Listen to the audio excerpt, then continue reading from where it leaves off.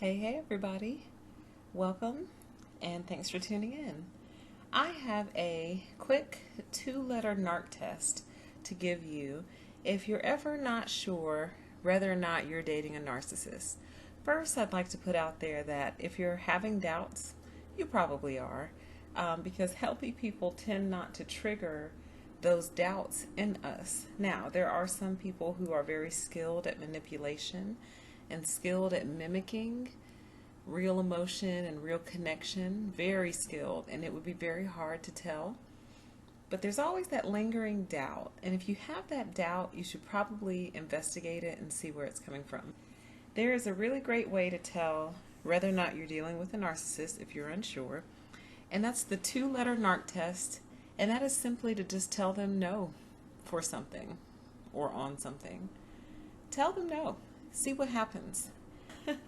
Beyonce came out with a song. It was quite a few years ago. I want to say maybe 10 years ago possibly, called Yes. And here is just a sampling of the lyrics. She said, "I said yes to your number and yes to you dating me. Yes, we can be together, but you gotta wait for me. The first time I said no, it's like I never said yes. I said yes, we can be together. Yes, you can stay with me. But when I said no, not tonight, you're acting so ungratefully. The first time I said no, it's like I never said yes." And then she kind of goes on to sing about how she meets this guy and, they exchange numbers. And, she agreed to a lot of different things, meeting her parents and going to the movies or whatever. But as soon as she put a boundary up and told him no, I imagine he probably flipped out. He maybe called her names, cussed her out. Who knows? She doesn't go into that level of detail. But whoever she was dealing with is a textbook narcissist. And that type of behavior is very confusing to young girls because young girls often really want to be approved of by the guys that they're dating. And when the guy, or anyone for that matter, I'm not singling out guys, when a person has such a negative reaction to your boundary, it does one of two things. In healthy people, it really turns them off.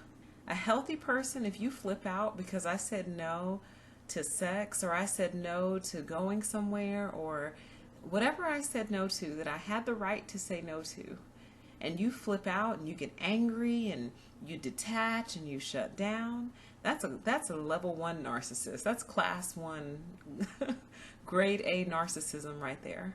A healthy person will be so turned off that they will probably part ways with that person and never contact them again or allow them to contact them again because they've already shown you who they are. Someone, though, who struggles with codependency will take that reaction very personally. They'll internalize it and say, he or she is very upset with me right now because I told them no. And then they'll start to go through many different things in their head about, well, am I being unreasonable? Well, we have been dating for a while and maybe I should. And they start to rationalize away their own instincts. And that's how a person starts to lose themselves. They start to rationalize away the way that they feel and why they feel that way. They don't feel like they have a right to feel that way. And so sometimes they end up giving in to things they don't want to give into because they're afraid to say no to this person because of their reaction. As you begin to heal from narcissistic abuse, what you learn is that reaction is everything you ever need to know about that person. You don't need to know anything else, and you really don't need to continue that relationship any further. So I actually have a really good story for this. I met a guy at my job, one of the jobs I was working at. I said it like I've had so many.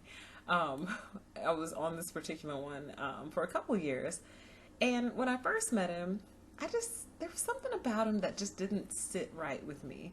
But as I learned more about narcissism, I'm starting to understand why it didn't sit right.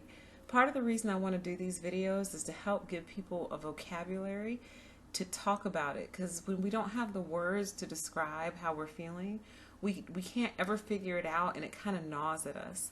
But I just couldn't figure out why I just wasn't into this guy. He just never really clicked with me, but he never had done anything wrong per se. So, Okay, sure. Here's my phone number. Let's talk. Maybe eventually I'll learn to like him. There's the rationalization once again. Because, in our society, women are told, oh, your standards are too high and you guys are turning away nice guys, being too picky. And here's how people invalidate you. It's just invalidation, invalidation.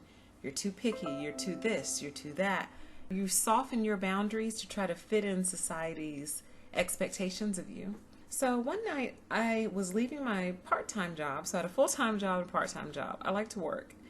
And he called me up. It was about 9:30 and I answered. And he was like, hey, why don't you meet me out for drinks? And I was tired and all I wanted to do was go home because I was exhausted. So I expressed that to him and he launched into a tirade and he was like, well, you go home and enjoy your couch and enjoy being bored, sitting there watching TV. That's so lame. And then he took it to the next level and started to go into how nice guys don't get a chance and this is why women are single. And he had a lineage. I come from a lineage. I come from a legacy. And basically what he was trying to tell me is that I should be thankful and grateful that someone who comes from his lineage and legacy of psychotic narcissists wanted to take me out spur of the moment. Never mind my exhaustion, never mind that I had just gotten off from work and I just wanted to go home, and never mind that it wasn't planned. He expected me to drop everything for him, as most narcissists do, and just go meet him and just disregard my needs, my wishes, my wants in favor of his. And so, my only regret with all of that is that I didn't record the conversation because it was gold. Gold. Gold. I wish I had recorded it, but I didn't. But it's recorded in my brain. But I absolutely cut off all contact with him, dismissed him immediately after his little temper tantrum, and remembered it forever because I knew that it was such a classic example and I would need to rely on it one day to share. So there's that story, but perfect example of a narcissistic temper tantrum, the grandiosity, the disregard for my preferences, all because I uttered a two-letter word, no. And all I could think to myself was, what would have happened if I had been in a car alone with him and he wanted to go further or go somewhere I don't want to go at all physically, and I said no. And he thinks because he comes from a lineage that he's entitled to whatever. So if a person can't handle your no, I don't want to go out for drinks, what other no's can't they handle? So that's a great way to discover if you're dealing with a narcissist. Just tell them no. I'm not saying be difficult or disagreeable. I'm saying that if the answer is no, say no and see how they react. A healthy person is not going to punish you with anger and abandonment and coldness because you said no. A healthy person will say, all right, well, when you're free, or, let's plan something in the future and let's get together. Let's link up. I want to see you. That would be great. A healthy person will accept your no and accept whatever you want to do in place, or if you want to do nothing at all, they accept that too. So try it out. Try saying no from time to time. If someone asks you for a ride and they never give you gas money, try saying no and see how they act. See how they treat you. If someone has been taking and not giving and not holding up their end, say no to them one good time and see what the outcome is. If they flip out on you or treat you completely differently because you asserted yourself and placed a boundary there, that's someone you need to remove from your life as soon as you're safely able to do so.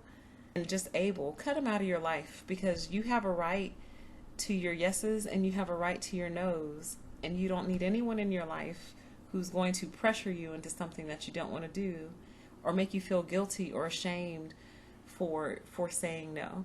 So try out that 2-letter NARC test and leave in the comments down below how it works out for you. Thanks. Be safe out there. Bye-bye.